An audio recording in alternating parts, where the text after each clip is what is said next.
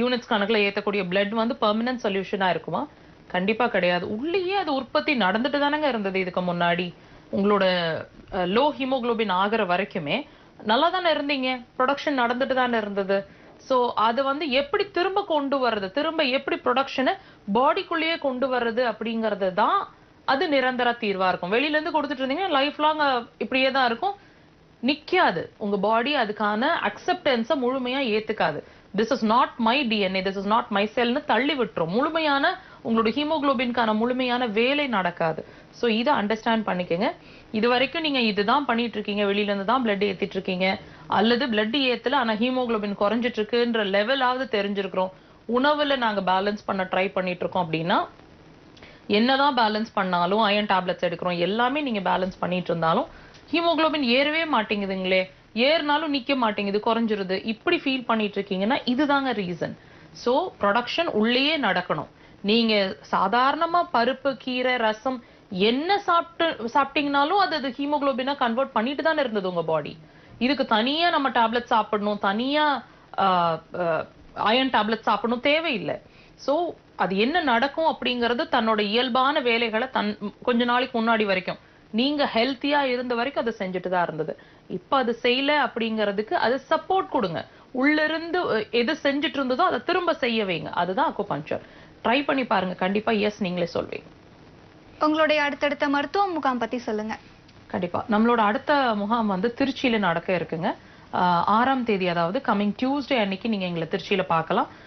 நீங்க திருச்சி அண்ட் திருச்சி சரௌண்டிங்ஸ்ல இருந்து நம்ம லைவ பார்த்துட்டு இருக்கீங்க அப்படின்னா உங்களோட அப்பாயின்மெண்ட்ஸுக்கும் அது சம்பந்தமான டீடைல்ஸ் எல்லாம் தெரிஞ்சுக்கிட்டு, இடம், ஃபீஸ் ஸ்ட்ரக்சர்ஸ் எல்லாம் நீங்க தெரிஞ்சுக்கணும் அப்படின்னா ஹாஸ்பிட்டல் நம்பர்ஸ் கொடுத்துருக்கோம் இல்லைங்களா, அதுல கான்டாக்ட் பண்ணி உங்களோட டீடைல்ஸ் எல்லாம் தெரிஞ்சுக்கிட்டு லொகேஷன் எல்லாம் ஷேர் பண்ணுவாங்க, வாங்கிட்டு அப்புறம் நீங்க you can come and meet us. ஒரு சிலருக்கு பாத்தீங்கன்னா வந்து கால்ல வந்து வெரிகோஸ் வெயின்ஸ் அந்த பிரச்சனைகள் இருக்கும். இது எதனால ஏற்படுது?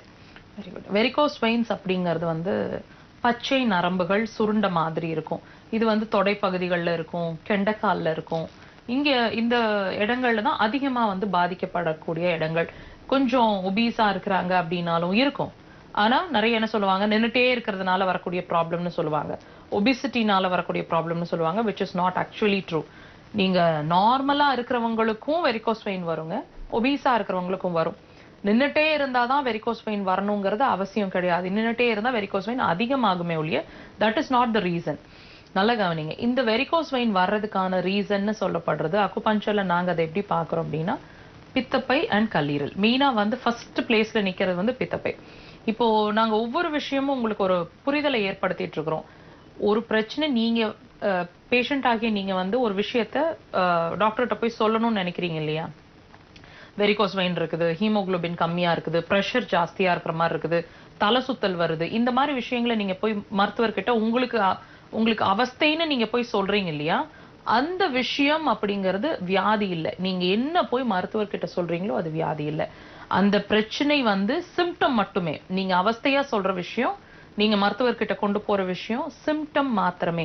அந்த சிம்டம் வர்றதுக்கு முக்கியமான காரணம்னு சொல்லப்படுறது உள்ள இருக்கிற மெயின் வைட்டல் ஆர்கன்ஸ்ல ஏற்படக்கூடிய எனர்ஜி லெவல் வீக்னஸ்ங்க. தன்னோட வேலைகளை தன்னால இயல்பா செய்ய முடியல அப்படிங்கறத வந்து ஏதோ ஒரு வகையா உங்களுக்கு உணர்த்தணும் இல்லையா. உள்ள இருக்கிற இன்டர்னல் ஆர்கன்ஸ் எப்படி உங்ககிட்ட கம்யூனிகேட் பண்ண முடியும்னு நினைக்கிறீங்க? தன்னோட வேலைகளை செய்ய முடியல, அப்ப ஏதாவது அதோட வேலைகள்னு இருக்கும் இல்லை, நீங்க வாட்ச் பண்ணிட்டு இருப்பீங்க இல்லையா, யூரின் போறதாகட்டும், டயர்ட்னஸ் ஆகட்டும், இந்த மாதிரி சின்ன சின்ன விஷயங்களை நீங்க வாட்ச் பண்ணக்கூடும். இந்த விஷயங்கள்ல உங்களுக்கு ஒரு வார்னிங் சிக்னல் மாதிரி கொடுத்தா நீங்க அதை வாட்ச் பண்ணி அதுக்கான இம்பார்ட்டன்ஸை கொடுப்பீங்க. அப்படிங்கிறதுக்காக தான் ஒரு சின்ன ஹிண்ட் மாதிரி உங்களுக்கு உள்ள இருக்கிற ஆர்கன் சொல்லுது. சோ தயவு செய்து அதே மாதிரி ஒவ்வொரு சிம்டமையும் ஒவ்வொரு சிம்டம் நீங்க ஃபேஸ் பண்ணிட்டு இருக்கிறதையும் வியாதியா எடுத்துக்காதீங்க. வியாதியோட சிம்டம் மட்டும்தான். அதோட ரூட் காஸ் தெரிஞ்சுக்கிட்டா மாத்திரம் தான் you will be able to handle your condition. நேர் ஒருத்தங்க இணைப்பில் இருக்காங்க, பேசிடலாம். வணக்கம் தனலட்சுமி. Hello madam. வணக்கம் மேடம். எங்க இருந்து பேசுறீங்கம்மா? நாங்க தர்மபுரி. மருத்துவர்கிட்ட உங்களுடைய சந்தேகத்தை தொடர்ந்து சொல்லுங்கம்மா. வணக்கம்மா. சொல்லுங்க. Good morning madam. எனக்கு முடக்கவாத மாதிரி இருக்குது மேடம். உங்களை வந்து நேரா பாக்கணும்னா வர முடியல என்னால. சேலம் வாங்கம்மா, கேம்ப் இருக்கு இல்லையா? இருக்குது மேடம். அதனால வந்து நீங்க எனக்கு பிரச்சனை அதிகமா இருக்குது. தலையில இருந்து வலி எனக்கு. அதிகம் தலையில இருந்து வலி, காலு வலி, நம்ம முதுகு தண்டு வீக்கம், ஒண்ணு போற இடத்துல ரொம்ப அரிக்குது. அப்புறம் பிளாக் கலர்ல பாவாடை எல்லாம் ஆகுது. அது என்னன்னு தெரியல. இவ்ளோ கம்ப்ளைண்ட்ஸ் வச்சிருக்கீங்க, ஏன் வந்து பார்க்க முடியல உங்களால? நாங்க வரணும்னே சொல்றேன் மேடம். அந்த டைம்க்கு ஏன்னா என்னால வரவே முடியல. நான் உங்ககிட்ட போயிடுச்சு. அதனால தர்மபுரி தானம்மா அது. நீங்க கோயம்புத்தூர் வர முடியலன்றதுக்காக தான் நாங்க கேம்பே போடுறோம். நீங்க இவ்ளோ பக்கத்துல வந்துட்டும் வர முடியலன்னு சொன்னா என்ன செய்யறது சொல்லுங்க? தர்மபுரி சேலம் என்னைக்கு வரீங்க மேடம்? 21ஆம் தேதி இந்த மாசம் கடைசியில இருக்குமா கேம்ப். ஹாஸ்பிட்டல் நம்பர் இருக்கு இல்லீங்களா, நீங்க அத குறிச்சு வச்சுக்கோங்க. இப்ப கால் கட் பண்ண உடனேமே நீங்க ஹாஸ்பிட்டல் கூப்பிட்டீங்கன்னா உங்களுக்கு எந்த இடம் பக்கமா இருக்குமோ, அதாவது சேலம் பக்கமா இருக்கும்னா சேலம் சம்பந்தமான டீடைல்ஸ் எல்லாம் நீங்க எழுதி வச்சிருக்கேன். புரியலமா? கூட்டின்னு வர மாட்டேன், எழுதி வச்சுங்கிறேன். எனக்கு நம்பர் எல்லாம் எழுதி வச்சுங்கிறாங்க, லாட்ஜ் நம்பர் எல்லாமே. அப்புறம் என்ன பிரச்சனை? எனக்கு என்ன பிரச்சனை மேடம், பாவாடியில எல்லாம் பிளாக் கலரா ஆகுது. ஒண்ணுக்கு வரட்டா பயங்கரமா கஷ்டமாக்குறேன். ட்ரீட்மெண்ட் பண்ணாதானமா நான் ஏதாவது ஹெல்ப் பண்ண முடியும்? போன்லயே பேசிட்டு இருந்தா நம்ம என்னதான் செய்ய முடியும் சொல்லுங்க? நாங்க ஒரே ஒரு வேலை உங்களுக்கு ஹெல்ப் பண்ணலாமா? நீங்க கோயம்புத்தூர் வர முடியல, சென்னை எந்த ஊர்ல இருந்தும் நம்ம ஹாஸ்பிட்டலை ரீச் பண்ண முடியல அப்படின்றதுக்காக உங்களை மாதிரி இருக்கிற சிரமப்படுறவங்களுக்காக தான் கேம்ப்னு ஒண்ணு கொடுக்குறோம். வந்து ஒரு தடவை கன்சல்ட் பண்றதுக்கு இவ்வளவு தூரம் எங்களால டிராவல் பண்ண முடியல டாக்டர், என்ன பண்ணணும்னு சொன்னா அதுக்கு தகுந்த மாதிரி ட்ரீட்மெண்ட் பிளான் பண்ணலாம்.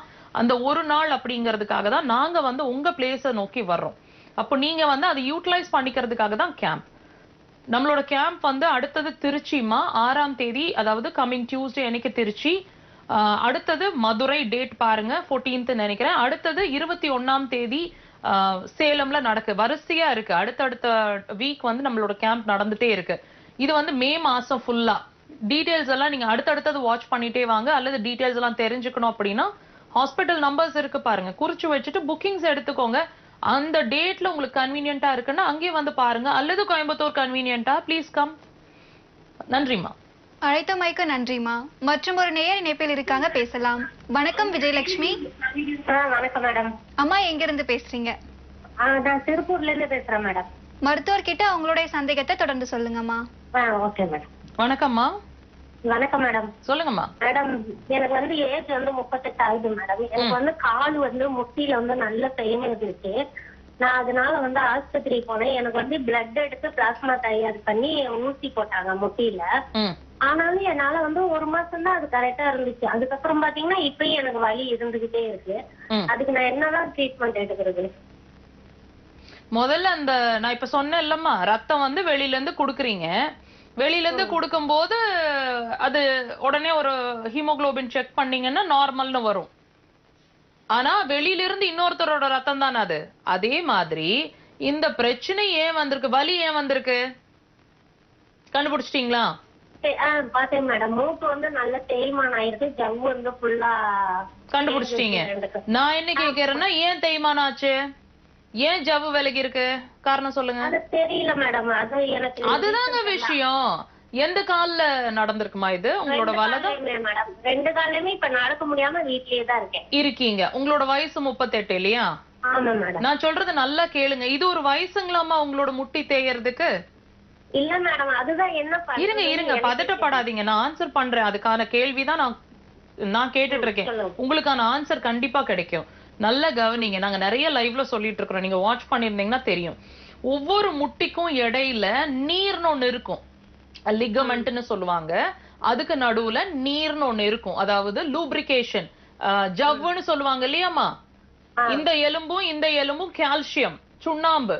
இப்ப இந்த எலும்பு டைரக்டா இருந்ததுன்னா உறைவு நடக்குமா இல்லையா?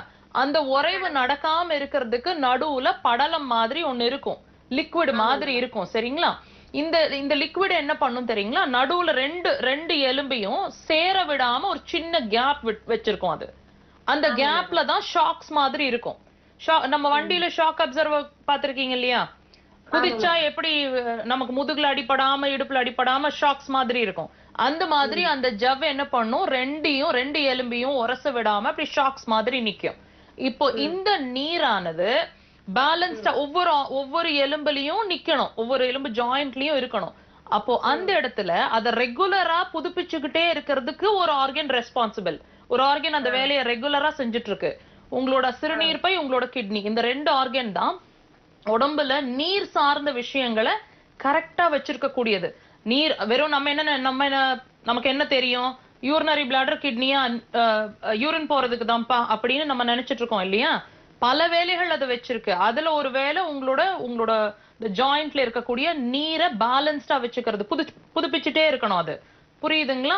நம்ம தூங்கும் போது நம்ம சாப்பிடுற விஷயங்களை கொண்டு போய் அது பேலன்ஸ் பண்ணிக்கிட்டே இருக்கும். அப்போ இது இந்த இடத்துல அதாவது உங்க முட்டி வலி, உங்க முட்டி தேஞ்சிச்சுன்னு வச்சுக்கோங்க, அந்த இடத்துல என்ன நடக்குது, அந்த நீர் புதுப்பிக்கலன்னு அர்த்தம், ரெனியூ ஆகலைன்னு அர்த்தம். அப்போ இந்த ரெனியூ ஆக வேண்டிய வேலையை செய்யறது யாரு? சிறுநீர்ப்பை, கிட்னின்னு இப்பதானே சொன்னேன். இப்போ இந்த ஆர்கன் வீக்கா இருக்கு அப்படிங்கறத தான் உங்களோட முட்டி வலி உங்களுக்கு சொல்லிட்டு இருக்கு. புரியுதுங்களாமா? லைன்ல இருக்கீங்களா? புரியுதா? உங்களுக்கு கதை மாதிரி சொல்லிட்டு இருக்கேன். இன்னும் புரியுற மாதிரி எப்படி சொல்றதுன்னு எனக்கே தெரியல. நல்ல கிளியரா கண்டிப்பா கிடையாது. இருங்க, நான் இன்னும் முடிக்கல. இதை இன்னும் ப்ரூவ் பண்ணலாம். இப்ப நான் ஒரு விஷயத்த உங்களுக்கு புரியுற மாதிரி எக்ஸ்பிளைன் பண்ணிட்டேன். இதை இன்னும் உங்க வழியா, உங்க ஆன்சர் வழியா நான் ப்ரூவ் பண்ண போறேன். எப்படி? உங்களுக்கு கர்ப்பப்பையில ப்ராப்ளம் இருக்குன்னு நான் சொல்றேன். எப்படி சொல்றேன்? யூட்ரஸ், அதாவது மென்சஸ் சைக்கிள்ல பிரச்சனை இருக்கு. என்ன பிரச்சனை இருக்கு? தூரம் போறது சரியில்லை, அதிகமா இருக்கு, கம்மியா இருக்கு, கட்டி கட்டியா இருக்குது, வலியோட மென்சஸ் இருக்குது, இடுப்பு வலி, மென்சஸ் ஆகும்போது இடுப்பு வலி இருக்குது, அல்லது வெள்ளப்படுறது இருக்கு. சொல்லுங்க ஏதாவது.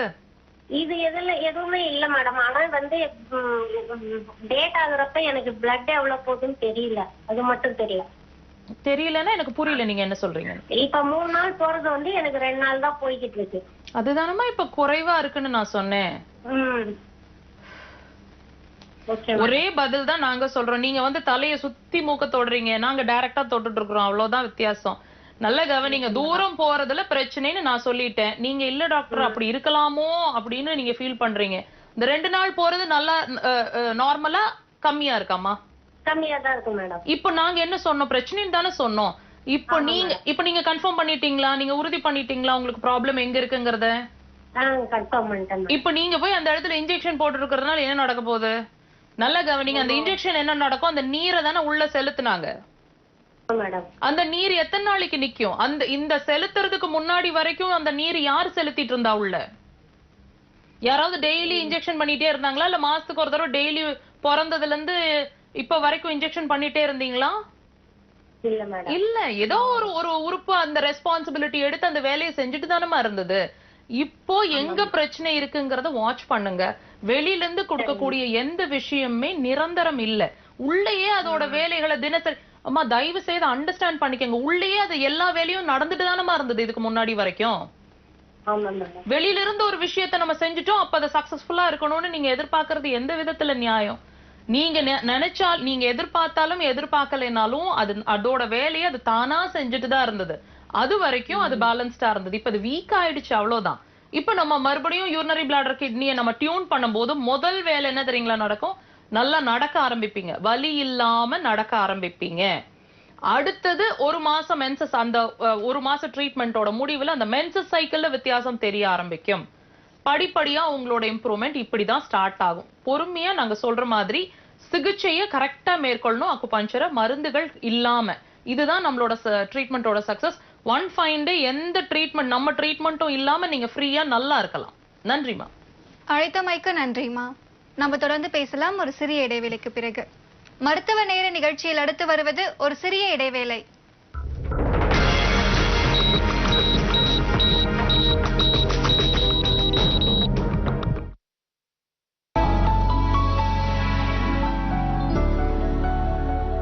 எட்டு ஆண்டுகள் கடின உழைப்பில் திருக்குறளுக்கு எளிய முறையில் மாணவர்களுக்கு புரியும்படி உரை எழுதிய பேராசிரியர். அப்பத்துல இருந்து என்னுடைய தாய் தாயுடைய சிந்தனை என்னை தமிழுக்காக வளர்த்தாங்க. ஒரு குறள் மனப்பாடம் பண்ணது, எங்க இன்னைக்கு என்னென்ன குறள் மனப்பாடம் பண்ணீங்க சொல்லுங்க அப்படின்வாங்க. இன்னைக்கு பண்புடைமை ஒப்பிக்காதவங்களுக்கு மாலை நேர சிற்றுண்டி தராதம்மா கோதை, தராத அப்படி அம்மாட்ட சொல்லுவேன். மானுடம் போற்றுதும் என்ற தனது நூலினை இந்தியாவின் முன்னாள் குடியரசுத் தலைவரும் ஏவுகணை நாயகருமான முனைவர் APJ அப்துல் கலாம் அவர்களின் பொற்கரங்களால் வெளியிடக்கூடிய வாய்ப்பை பெற்ற எழுத்தாளர். திருக்குறள் என்பது வள்ளுவ பெருந்தகை. மேடைகளில் பேச்சாளர்கள், பேராசிரியர்கள், சொற்பொழிவாளர்கள் மேற்கோள் காட்டுவதற்காக வள்ளுவன் திருக்குறளை எழுதவில்லை. அன்றாட மனிதன் வாழ்க்கையில் மேற்கொள்வதற்காகத்தான் வள்ளுவன் திருக்குறளை படைத்தான். பேச்சாளர், எழுத்தாளர் என பன்முகத்தன்மை கொண்ட பேராசிரியர் முனைவர் உலகநாயகி பழனி அவர்கள் தனது எழுத்துலக அனுபவங்களை நம்மிடையே பகிரும் சன்னலுக்கு வெளியே பகுதி 1 நாளை காலை 11:30 மணிக்கு நமது மக்கள் தொலைக்காட்சியில்.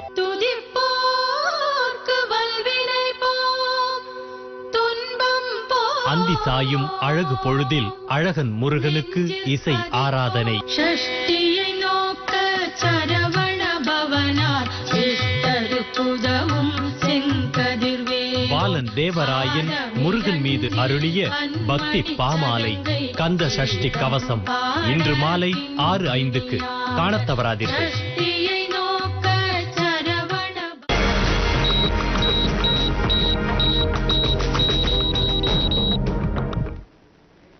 இடைவேளைக்கு பிறகு மருத்துவ நேர நிகழ்ச்சி தொடர்கிறது. நேயர் ஒருத்தங்க இணைப்பில் இருக்காங்க, பேசலாம். வணக்கம் சரளா. மேம் கிட்ட பேசணும். எங்க இருந்து பேசுறீங்கம்மா? சைதாப்பேட்டை. மருத்துவர் கிட்ட உங்களுடைய சந்தேகத்தை தொடர்ந்து சொல்லுங்கம்மா. வணக்கம்மா. மேம், தம்பிக்கு வந்து இந்த மாத்திரை எதுவும் சாப்பிட்டான். என்ன மாத்திரை சாப்பிட்ட? என்ன மாத்திரைன்னு தெரியல. அது ஏதோ போதை மாத்திரைன்னு சொல்றாங்க. அது தெரியல. அவங்க உடம்பு ஃபுல்லா அப்படியே 28, 27 வயசுதான் ஆகுது அவனுக்கு. அவன் உடம்பு ஃபுல்லா அப்படியே ஆடுது. நடந்தானா அப்படியே ரொம்ப வயசானவங்க இருக்காங்க. அது எங்க ட்ரீட்மெண்ட் போய் பார்த்தாங்க, ஒன்னும் சரியா ஆகல. தாராளமா கூட்டிட்டு வரலாமா தம்பிய? எவ்வளவு நாள் அப்படி இருக்காரு? வந்து ஒரு 3 வருஷமா இருக்கும் பழகுது. அவங்க அம்மா ஏதோ ட்ரீட்மெண்ட் எல்லாம் எடுத்தாங்க. நான் அதை பெரிய பெருசா எடுத்துக்கல. நீங்க பேசுறது சரியா கேட்கலமா. நான் உங்ககிட்ட போன் போட்டு கேட்டுட்டு அப்புறம் கூட்டிட்டு வரலாம் அப்படின்றது. தாராளமா கூட்டிட்டு வாங்க. எதுவா இருந்தாலும் கொஞ்சம் பொறுமையா நாங்க ஃபர்ஸ்ட் ப்ராப்பரா என்ன ப்ராப்ளம், எந்த ஆர்கன் அஃபெக்ட் ஆயிருக்கு செக் பண்றோம். அதாவது ஒரு விஷயம் மட்டும் நான் தெளிவா சொல்றேன்மா. உடம்பு ஃபுல்லா நடுங்குது, கை மட்டும் நடுங்குது, இந்த மாதிரி இந்த நடுக்கம்ன்ற ஒரு விஷயம் பாக்குறோம் இல்லையா, அது வந்து பார்க்கின்சோனிசம்ன்ற கண்டிஷன்லயும் நடுக்கம் வரும், நரம்பு பிரச்சனைகள்லயும் நடுக்கம் வரும்னு சொல்றாங்க. ஆனா இந்த கண்டிஷன், அதாவது இந்த டோட்டலா அந்த நடுக்கம்ங்கிற ஒரு விஷயத்த நம்ம பேசணும் அப்படின்னா அக்குபஞ்சர்ல வந்து அது இரைப்பை சார்ந்த பிரச்சனை அப்படிங்கறத தான் சொல்றாங்க. அவரு தம்பி வந்து சரியா சாப்பிட மாட்டாரு, பசி இல்லைன்னே சொல்லுவாரு, வயிறு மந்தமா இருக்குன்னு சொல்லுவாரு, டிப்ரெஷன்லயே இருக்கிற மாதிரி ஃபீல் பண்ணுவாரு. இந்த மாதிரி விஷயங்கள்ல அவரு இருந்துட்டு இருப்பாருமா. கொஞ்சம் வாட்ச் பண்ணிக்கங்க. இதெல்லாம் சேர்ந்து இது வந்து ஒரு சின்ன போர்ஷன் தான். இப்ப நம்ம டயக்னோஸ் பண்ணிருக்கிறது ஒரு சின்ன போர்ஷன் தான். எந்தெந்த ஆர்கன் சேர்ந்து அஃபெக்ட் ஆயிருக்குங்கிறத கண்டிப்பா நேர்ல தம்பியை கூட்டிட்டு வரும்போது நம்ம ப்ராப்பரா டயக்னோஸ் பண்ணலாம். அப்புறம் படிப்படியா அவரோட ட்ரீட்மெண்ட்டை ஸ்டார்ட் பண்ணலாம். கண்டிப்பா மாறுதல் இருக்குமா. கூட்டிட்டு வாங்க. நன்றிமா. அழைத்தமைக்கு நன்றிமா. மற்றும் ஒரு நேயர் இணைப்பில் இருக்காங்க, பேசலாம். வணக்கம் அன்புதாசன். வணக்கம் மேடம். ஐயா, எந்த ஊர்ல இருந்து பேசுறீங்க? அரியலூர்ல இருந்து பேசுறேன் மேடம். மருத்துவர் கிட்ட உங்களுடைய சந்தேகத்தை தொடர்ந்து சொல்லுங்க ஐயா. ஐயா வணக்கம். சொல்லுங்க. வணக்கம் மேடம். சொல்லுங்க ஐயா.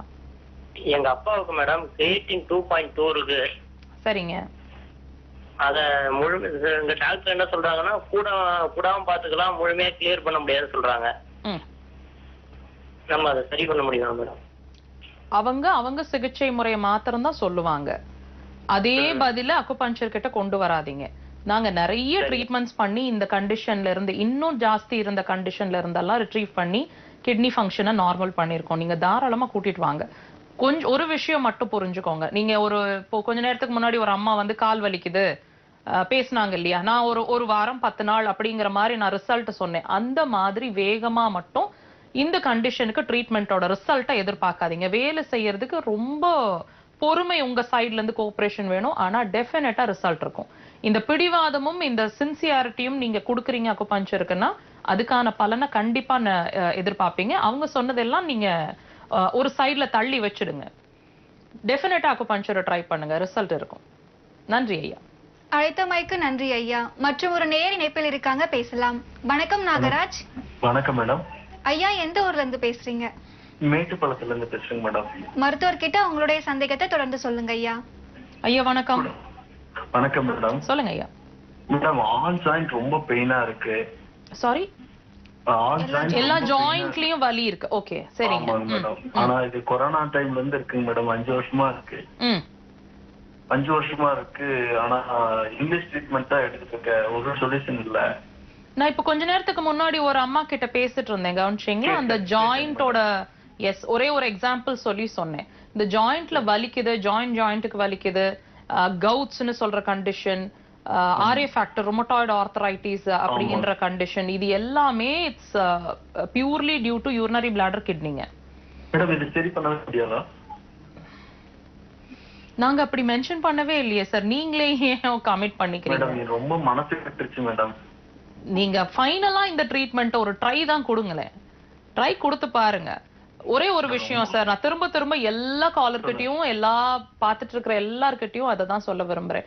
நீங்க இப்ப நாங்க வந்து நான் கடைசியா நீங்க லைவ் முடியற வரைக்கும் பாருங்க. எங்களால என்ன செய்ய முடியாதுன்றதையும் நான் மென்ஷன் பண்றேன். அந்த 4-5 விஷயத்தை தாண்டி நீங்க என்ன கண்டிஷன் வந்தாலும் கண்டிப்பா ட்ரீட்மெண்ட் உண்டு, ரிசல்ட்டும் உண்டு. நீங்க இதுல இருந்து உங்க கண்டிஷன்ல இருந்து வெளியே கொண்டு வர வேண்டியது எங்களோட பொறுப்பு. எப்போங்க? we are ready to treat you.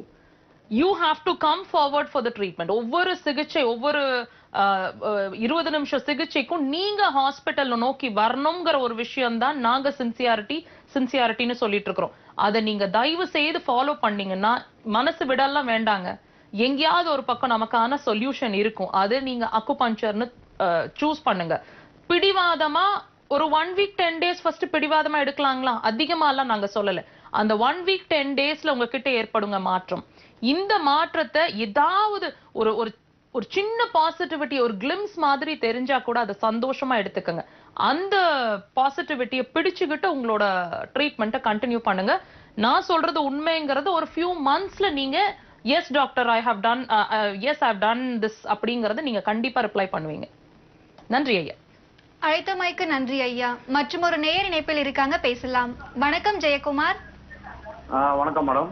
ஐயா எந்த ஊர்ல இருந்து பேசுறீங்க? பாண்டிச்சேரி மேடம். மருத்துவர்கிட்ட உங்களுடைய சந்தேகத்தை தொடர்ந்து சொல்லுங்க ஐயா. வணக்கம் ஐயா. வணக்கம் மேடம். சொல்லுங்க ஐயா. அந்த அல்சர் மாதிரி தொண்டை எரிச்சல் வந்துட்டே இருக்கு மேடம். கிட்டத்தட்ட ஒரு 3 இயர்ஸ்க்கு மேல இருக்குது. ஓகே, உங்களோட ஏஜ் சொல்லிடுங்க. 41 மேடம். சரி, சொல்லிட்டு வாங்க. அதான் மேடம், தொண்டை எரிச்சலுக்கு சாப்பாட்டுக்கு முன்னாடி ஒரு டேப்லெட் போடுறேன். அந்த டேப்லெட் போட்டாதான் கண்ட்ரோல் ஆகுது. எல்லாம் அப்படியே எகுத்து வந்து ஏறிது மேடம். ஒரு 2 டேஸ் அந்த டேப்லெட் போட்டா 2 டேஸ் இல்ல 3 டேஸ் தான் இருக்குது. அதுக்கப்புறம் எகுத்து வந்து ஒரு மாதிரி ஏறிது மேடம். நானும் எண்டோஸ்கோபி எடுத்து பார்த்துட்டேன். உள்ள புண்ணு மாதிரி இருக்குதுன்னு செவன் இருக்குன்னு சொல்லியிருக்காங்க. அது டேப்லெட் கொடுத்தாங்க. நானும் 6 மந்த்ஸ் எடுத்தேன், 8 மந்த்ஸ் எடுத்தேன். அதுக்கப்புறம் அப்படியே சாப்பிடும் போது கண்ட்ரோலா இருக்கு. அதுக்கு மறுபடியும் அதே மாதிரி வருது மேடம். நல்லா கவனிங்க. நீங்க இவ்வளவு வருஷமா பண்ணிட்டு இருந்தது கண்ட்ரோல்னு நீங்களே சொல்லிட்டீங்க இல்லையா? கண்ட்ரோல் பண்ணிட்டு இருக்கிறோம் அப்படின்றத சொல்றீங்க. எனக்கு ஒரு கேள்வி இருக்கு. நீங்க வந்ததுக்கான காரணத்தை கண்டுபிடிச்சிட்டீங்களா? அது தெரியல மேடம், எப்படி வந்தது தெரியல. அதுக்கு முன்னாடி இல்ல, கிட்டத்தட்ட நார்மலா தான் இருந்திருப்பீங்க. திடீர்னு ஒரு சின்ன ரிஃப்ளெக்ஸ் வந்து படிப்படியா அது ஸ்டாண்டர்ட் ஆயிடுச்சு. எனக்கு உங்ககிட்ட ஒரு கேள்வி. நீங்க வெளியில இருந்து எந்த டிஸ்டர்பன்ஸும் பண்ணாம இருந்திருக்கணும். அதாவது உங்களுக்கு ஹாபிட்ஸ், அதாவது பழக்கங்கள், ட்ரிங்க்ஸ் சாப்பிடுறது, ஸ்மோக் பண்றது, இந்த மாதிரி பழக்கங்கள் எதுவுமே உங்களுக்கு இல்லையா? இல்ல மேடம், அந்த பழக்கம் எதுவுமே இல்ல. இருந்து நிறுத்தி இருக்கீங்களா அல்லது இல்லாம இருக்கீங்களா? இல்ல மேடம், சுத்தமாவே இல்ல மேடம். Very good. அப்ப நீங்க உங்க சைடுல நீங்களா எதையும் பண்ணி உங்க உடம்ப கெடுத்துக்கல. இப்போ உள்ளுக்குள்ள என்ன ப்ராப்ளம் இருக்குங்கிறத இப்ப நம்ம டயக்னோஸ் பண்ணலாம். உங்களோட அந்த அசிடிட்டி, அதாவது உங்களுக்கு அந்த புண்கள்ல ஏற்படுது இல்லைங்களா? இந்த புண்ணு ஏற்பட்டுட்டு இருக்கிறதுக்கு ஒரு விஷயம் முக்கியமான காரணம்னு சொல்லப்படுறதுங்க அக்குபஞ்சர்ல, பித்தப்பை கல்லீரல். நல்ல கவனிங்க. இந்த பித்தப்பை கல்லீரல் ரெண்டுமே தான் ஆசிடுங்கிற ஒரு விஷயம், சுரப்பி இல்லையா? அந்த ஸ்டாக் ஆகிற அந்த சுரப்பு நீர்னு சொல்லப்படுற பைல் அப்படின்னு சொல்லுவாங்க. அந்த நீர் வந்து ஸ்டாக் ஆகக்கூடிய இடம் வந்து பித்தப்பை. இப்போ இதுல வந்து ஆசிட் இருக்கும். 0.0001% ஹைட்ரோகுளோரிக் ஆசிடுங்கிற ஒரு விஷயம் உள்ள இருக்கு. இந்த ஆசிட் வந்து கண்ட்ரோல் எப்படி பாருங்க, எவ்வளோ நேச்சர்ஸ் பியூட்டி பாருங்க. இப்படி அந்த அந்த ஹைட்ரோகுளோரிக் ஆசிட தொட்டு நீங்க டேபிள்ல வச்சீங்கன்னா அப்படியே அரிச்சிட்டு போயிடும். பாத்திருக்கீங்களா ஆசிட் எப்படி அரிக்கும்னு? அந்த ஆசிடோட ஒரு சின்ன போர்ஷன் உங்களோட பித்தப்பைக்குள்ள இருக்குங்கிறாங்க. அது வந்து நீங்க சாப்பிடுற உணவுல இருக்கக்கூடிய கொழுப்பு மேல விழுகும். நம்ம நான்வெஜ் சாப்பிடும் போது ஒரு அளவு விழுகும், வெஜிடேரியன் சாப்பிடும் போதோ எண்ணெய் சாப்பிடும் போதோ அதுக்கு தகுந்த மாதிரி அளவுகளை உள்ள ஸ்டமக்குள்ள விழுகும். டைஜஷன் ஆகும். டைஜஷன் ஆகும்போது உள்ள இருக்கிற ஃபேட் வந்து பர்ன் ஆகும். இது வந்து அதிகமாவோ குறைவாவோ சுரக்கும் போதுதான் அசிடிட்டி. புரியுதுங்களா ஐயா? மேல எழும்பி வரும் அந்த ஆசிட் வந்து மேல எழும்பி வரும். அந்த ஆசிட் என்ன பண்ணும்? நான் இப்ப என்ன சொன்னேன், அதை லைட்டா தொட்டு நீங்க வெளியே வச்சீங்கன்னா அரிச்சுட்டே போயிடும் சொன்னேன். இப்போ இந்த ஆசிட் உணவுக்குள்ள உணவு மேல விழுந்ததுன்னா புண்ணாகாது, அளவா விழுந்ததுன்னா புண்ணாகாது. உணவை வந்து நம்ம செமிக்கிறதுக்கு ஹெல்ப் பண்ணும். இதே அதிகமாவோ குறைவாவோ இம்பேலன்ஸ்டாவோ அது சுரக்கும் போது மேல எழும்போது எங்கெல்லாம் அது தேவையில்லாம மேல வருதோ அதுதான் அசிடிட்டி, அதுதான் புண்ணு. இப்ப நீங்க என்ன பண்ண ட்ரை பண்ணிட்டு இருக்கீங்க? உள்ள இருக்கிற புண்ணை வந்து சப்ரஸ் பண்ண, கண்ட்ரோல் பண்ணதான் உங்க மாத்திரைகளை நீங்க போட்டுட்டு இருக்கீங்க இல்லையா? அப்படிதானே நீங்க சொல்றீங்க. நாங்க சொல்றோம் அங்க இல்லைங்க விஷயம், புண்ணு இல்ல விஷயம். புண்ணு உருவாக்குற பித்தப்பையில தான், பித்த நீர்ல தான் இருக்கு பிரச்சனை, அண்ட் கல்லீரல்ல இருக்கு. இப்ப இத கன்ஃபார்ம் பண்ணலாமா? உங்களுக்கு தூக்கம் சரியா வராது, டைஜஷன் சரியா ஆகாது, சொன்ன மாதிரி எது கழிக்கிறது, நெஞ்சு கழிக்கிறது, புளிச்ச சில விஷயங்களை உணவை எடுத்துக்கும் போது சுத்தமா டைஜஷன் ஆகாது. வயிறு வந்து ப்ளோட்டிங் ஆயிடுற மாதிரி இருக்கும். சில நேரங்கள்ல உங்களோட ரைட் சைடு வயிறு வந்து வலியாவோ வீக்கமாவோ தெரியற மாதிரி இருக்கும். கேஸ் நிறைய ஃபார்ம் ஆயிடுற மாதிரி இருக்கும். கண்கள் சார்ந்த பிரச்சனை இருக்கும். கண்டிப்பா 11 மணில இருந்து 3 மணிக்குள்ள தூக்கம் இருக்காது. ஓவர் சிந்தனைகள் இருக்கும். நிறைய கோவப்படுவீங்க. இதெல்லாம் உங்களோட இப்ப நீங்க சொன்னீங்க இல்லையா புண்ணு பிரச்சனை, இதோட சேர்ந்தாப்புல இருக்கக்கூடிய மத்த பிரச்சனைகள். எஸ் ஆர் நோ ஐயா? ஆமாவா இல்லைங்களா? ஆமா மேடம், கண்டிப்பா மேடம். அப்புறம் வந்து மேடம் சொல்லுங்க மேடம், இந்த நாக்குல அப்படியே ஒரு மாதிரி வெள்ளை வள்ளியா ஒரு மாதிரி கொப்பள மாதிரி வருது, புண்ணு மாதிரி. அது வந்து அடிஷனல்ங்க சொல்றாங்க இல்லையா, வயித்துல புண்ணு இருந்தா வாயில புண்ணு வருது. அது வந்து இப்ப அடுத்த ஸ்டேஜ். உள்ள புண்ணு இருக்குங்கிறது வெளியில காமிக்குது, அவ்வளவுதான். புரியுதுங்களா? இப்ப நான் உள்ள ஏன் புண்ணு வந்திருக்குன்னு உங்களுக்கு எக்ஸ்பிளைன் பண்ணிட்டு இருக்கேன். நீங்க வெளியில பாக்காதீங்க, அதையும் சேர்த்து ட்ரீட் பண்ணிடலாம். இப்ப ட்ரீட்மெண்ட் அப்படிங்கறது நாங்க இப்படிதாங்க அந்த விஷயங்களை அணுகிறோம். ஒவ்வொரு விஷயங்களையும் நீங்க பாக்குற விஷயம், ஈசோஃபேகஸ்ல புண்ணாயிடுச்சுன்னு நீங்க சொல்ற விஷயம், நீங்க புண்ணாயிடுச்சுன்னு சொல்றீங்க, நான் ஏன் புண்ணாகுதுன்றத நான் உங்களுக்கு சொல்றேன். So this is what is happening. ஒவ்வொரு சிகிச்சை, ஒவ்வொரு பேஷண்ட்டையும் நாங்க இப்படிதான் அணுகி அதை சரி பண்ணிட்டு இருக்கோம். அதனாலதான் டைம் கொடுங்க, உங்க பாடி மாறுறதுக்கான இயற்கையான ட்ரீட்மெண்ட் அது. இப்ப நாங்க அந்த உறுப்பை தூண்டுதல் பண்றது வழியா உறுப்பை வந்து நார்மல் பண்ண ஆரம்பிப்போம். படிப்படியா அதோட டைம் எடுத்து அது ஹீல் ஆகும். அது ஹீல் ஆகி உங்களோட புண்களை அதை ஆத்தணும். சோ இதுக்கு கொஞ்சமா ஒரு 1 or 2 months ஆவது நீங்க குறைஞ்சபட்சம் கொடுக்கணும் இல்லையா, இயற்கையா அது சரி பண்றதுக்கு. சோ அதுதான் பெர்மனன்ட் சொல்யூஷன். நீங்க வெறும் கண்ட்ரோலிங் ப்ராசஸ்னா இன்னும் பல வருஷங்கள் பண்ணணும். இது மேபி இந்த புண்கள் நீங்க சரி பண்ணாம இருந்தா மேபி கேன்சரா கூட மாறக்கூடும். இது நம்ம சொல்ல முடியாது. சோ பிரச்சனை எங்க ஆரம்பிக்குதுங்கிறத தெரிஞ்சுக்கிட்டு சிகிச்சைங்க. அக்குபஞ்சர் சிறந்த தீர்வு. கண்டிப்பா ட்ரை பண்ணுங்க. அழைத்தமைக்கு நன்றி ஐயா. மற்றும் ஒரு நேயர் இணைப்பில் இருக்காங்க, பேசலாம். வணக்கம் சங்கர். சங்கர் ஐயா இணைப்புல தான் இருக்கீங்க, தொடர்ந்து பேசுங்க. எந்த ஊர்ல இருந்து பேசுறீங்க ஐயா? வணக்கம் மேடம். வணக்கம் மேடம். தொலைக்காட்சியோட ஒளி அளவை முற்றிலுமா குறைச்சிட்டு உங்களுடைய சந்தேகத்தை மருத்துவர்கிட்ட சொல்லுங்க ஐயா. ஐயா தொலைக்காட்சியோட ஒளி அளவை முற்றிலுமா குறைச்சிட்டு பேசுங்க. திருநெல்வேலி. ஐயா தொலைக்காட்சி பார்த்து பேசாதீங்க, உங்களுடைய சந்தேகத்தை தொடர்ந்து பேசுங்க. மற்றும் ஒரு நேர் இணைப்பில் இருக்காங்க, பேசலாம். வணக்கம் மயில் வாகனன்.